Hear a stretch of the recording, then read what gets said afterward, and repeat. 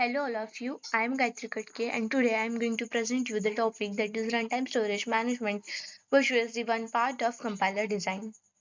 As we know that runtime storage management is used in order to allocate and deallocate the memory for the code. The runtime storage management is one of the crucial part of compiler design, which is responsible for the managing the memory during the program execution. And when the program runs, the memory must be allocated to that particular variables or functions and managed. Also, the management should be done for that variables and functions or any objects and many more. This is handled through the runtime storage organization, and plays a central role in generating the code to support this. So this is and that I have already explained about runtime storage management. So let's see what is the goal of runtime storage management. So first goal is to provide the efficient allocation and deallocation of memory. So whenever program runs, we need to allocate the memory for the variable, and when the program execution is done successfully, then we should deallocate the memory. So be, to use the memory efficiently. So this is the first goal of runtime storage management. Next is to organize memory for the code, data, and control structure. Next is for support for recursive functions, dynamic memory, and scope. Lastly, ensure the correct access to the variable and function call. So whenever we run or execute the program, in that time we able to access that variables or functions when it is in a execution. So these are some goals of runtime storage management. Now we will see the runtime storage layout. So and that first one is our core segment, next is a static data segment, and then it is a stack segment, lastly it is a heap segment. So first one is a core segment which stores the compiled machine instructions and read only to prevent the accidental modification. It is a read only. It just reads the code. For example, the function, loops, and conditions. So that are stored in this code segment, which is in the machine instructions, or like add r1 and r2. So this kind of machine instructions are stored in a code segment. Next is a static data segment, which stores the global variable, static local variable, and constants. It allocated once and persist for entire program, which means that uh, the memory is allocated for global or static variables at once, and till the program execution that memory is not deallocated. When the program executed successfully, then only the deallocation is done for the static data memory. So next, and one of the important part is the memory does not grow or shrink. So it is kind of fixed memory. Next is a stack segment. It is used for activation record, that is of stack frames, and it has some it stores the function parameters, return the addresses and local variables, and it grows downward with each function call.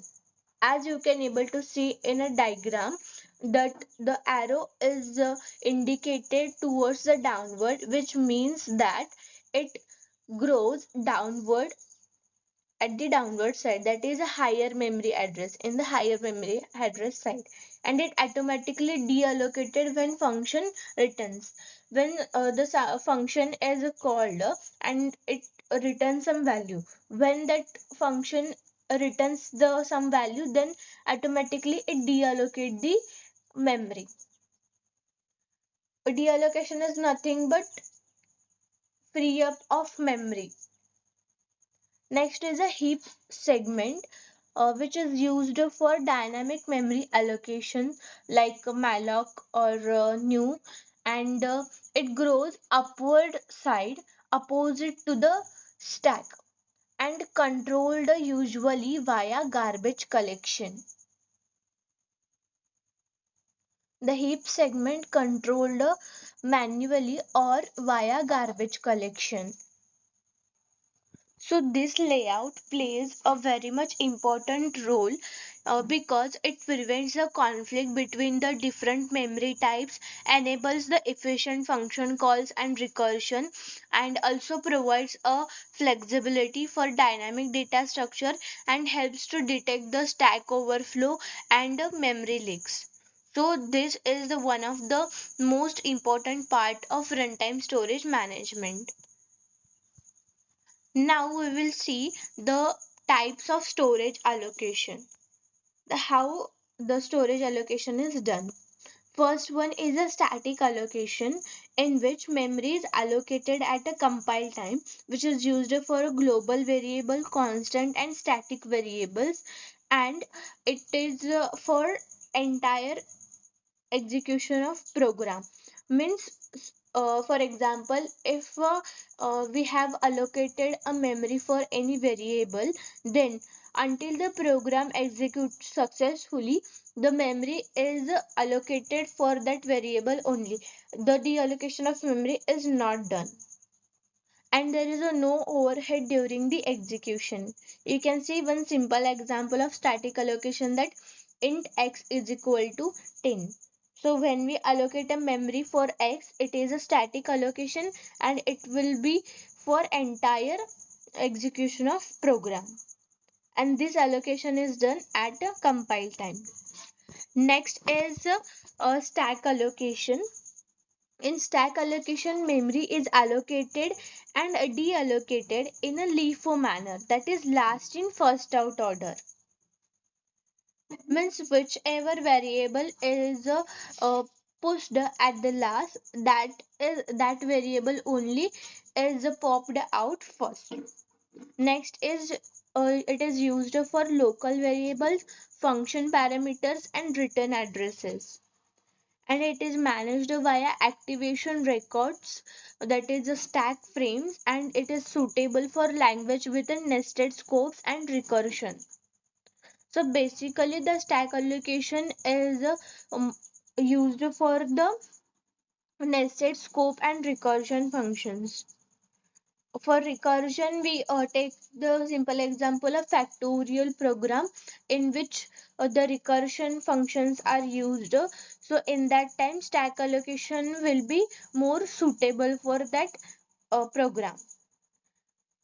And here we have given a one simple example of stack allocation, that is void add.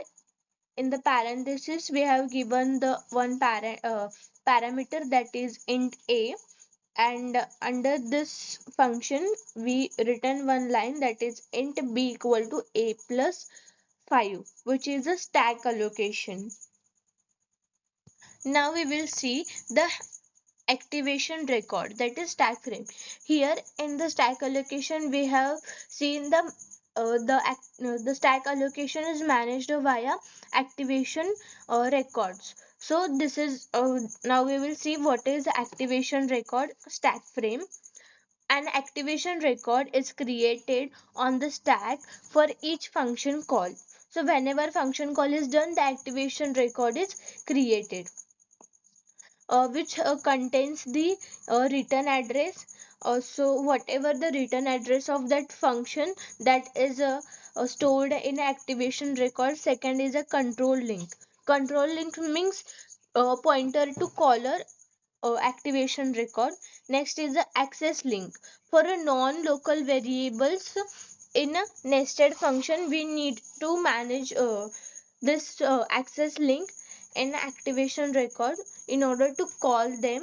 Next is the parameters, whatever parameters of that functions are there, so that are also stored in a activation record.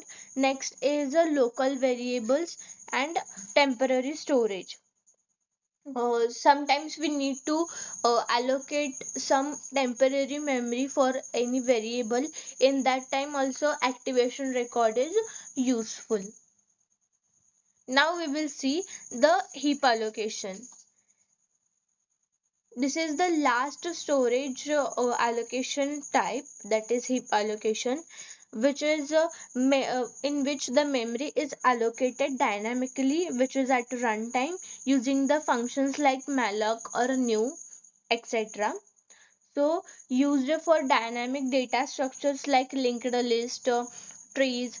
So for this the heap allocation is done, and it requires the explicit deallocation or a garbage collection, which means that in stack we have seen that it uh, deallocate the memory automatically, but in heap allocation we need to do the deallocation of that memory, or sometimes it can be done by using the garbage collection as well. Here is one simple example is given, that int p is equal to in the bracket int of malloc of size of int. So malloc means here we are assigning the heap allocation, we are giving the heap allocation, means dynamically we are allocating a memory to that variable. So this is about the heap allocation. Now we will see how the compiler plays a crucial role in a runtime storage management. Determines where and how each variable is stored in a stack, heap, and static. So compiler decides in to where and how the variables are stored. As we have seen the three allocation type, that is stack, heap, and statics.